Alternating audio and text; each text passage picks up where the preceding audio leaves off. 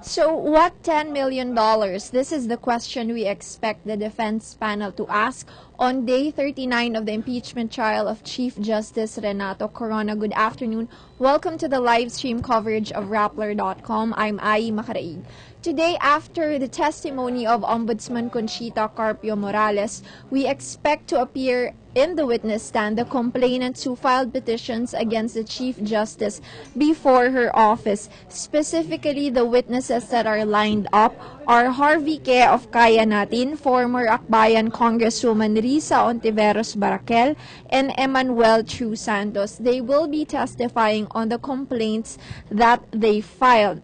But earlier, they made that clarification that they did not allege that the Chief Justice has $10 million in his accounts. They clarified that the only pieces of evidence or information that they submitted to the Ombudsman were those that were earlier tackled or raised in the impeachment trial. This was made in a clarification letter that former Congresswoman Barakel submitted to Senate President Juan Ponce Enrile. But the defense would like to establish that in the impeachment trial to say that this was not alleged and that this claim was actually not found in their petitions as earlier testified to by the Ombudsman. So this is what we expect for today, these testimonies, but the prosecution says that they do not want it to drag on, and as much as possible, they will move for a speedy trial.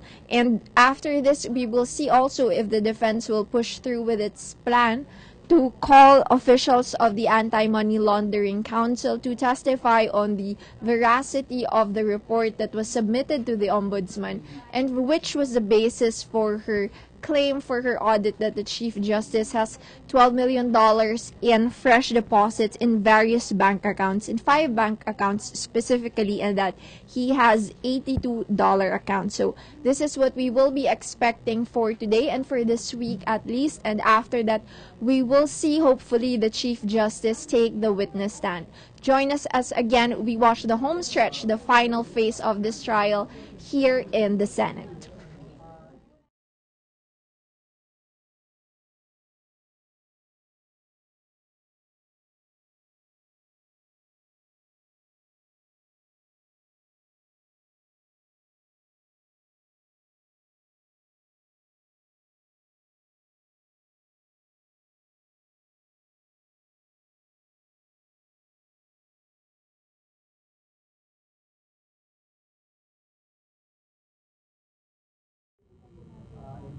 Discuss this, no, kung walang economic basis or the person has no financial capacity, for example, to get estudyante lang yan and he gets 10 million in his account, then the bank will have to report. So all these reports go to the AMNA. And obviously, if there is probable cause, then the AMNA will start doing their investigation. Now, the issue, well, yes, for the investigation itself, we can take a look at these reports. But I think the issue is can they give this information to third parties such as the Ombudsman? And this is where, as you said, that's where it's valued by the council here. Take a look at appeal, if I recall correctly, section 6 or section 7 of the implementing rules. It says that the proceedings of the AMNA is totally masasabi natin na hindi talaga except upon court order, that's one, or importansya para sa prosecution. At handa nga po kami mag-stipulate kung ano man ang i-offer ng president, mamaya ng defense, mapaaga at matapos ang ang mahalaga po ang court order first. Because ay ang matagal ng pangako when the ng AMNA takes ating information, so na humarap ang pagpaliwanag. deposits, Yun po lahat ang deposits are kami not sa prosecution, ang mga tao, ang pagpos. Kaya kung pwede ngayon, bukas. Kaya lagi pong tinatanong ng prosecution kung kailan nga ba talaga si Chief Justice.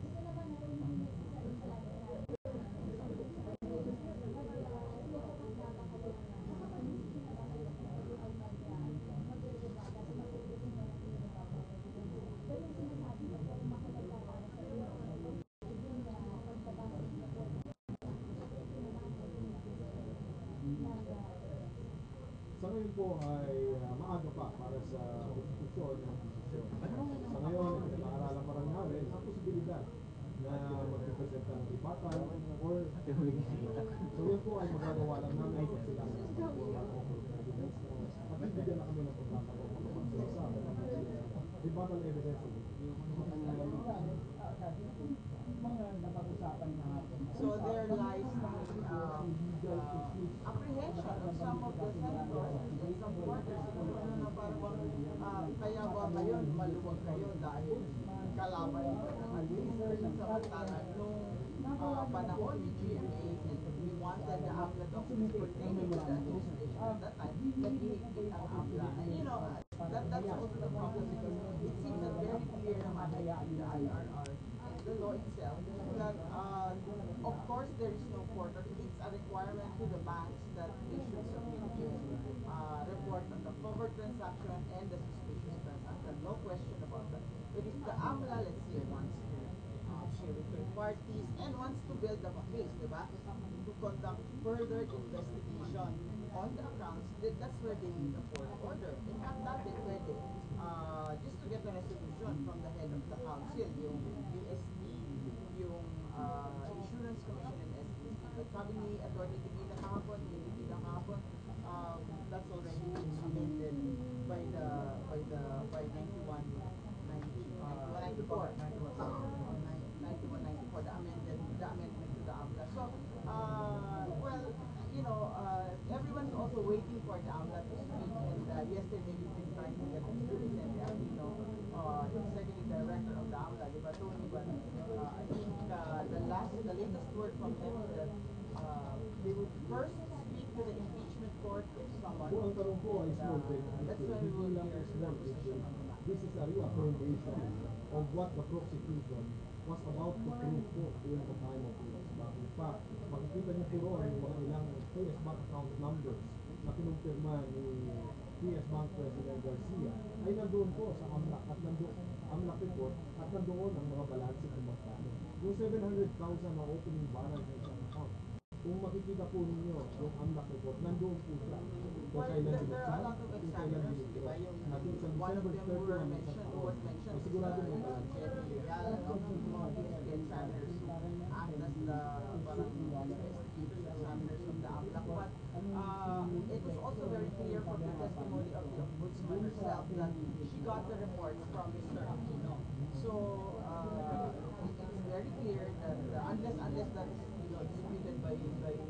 Vicente Aquino, it's very clear na galing sa AMLA yung hawak niyang mga papel. And one thing that the impeachment court and the parties are waiting for is for the AMLA to say that yes, that's the report that we submitted to the ombudsman and these are the figures we are confirmed.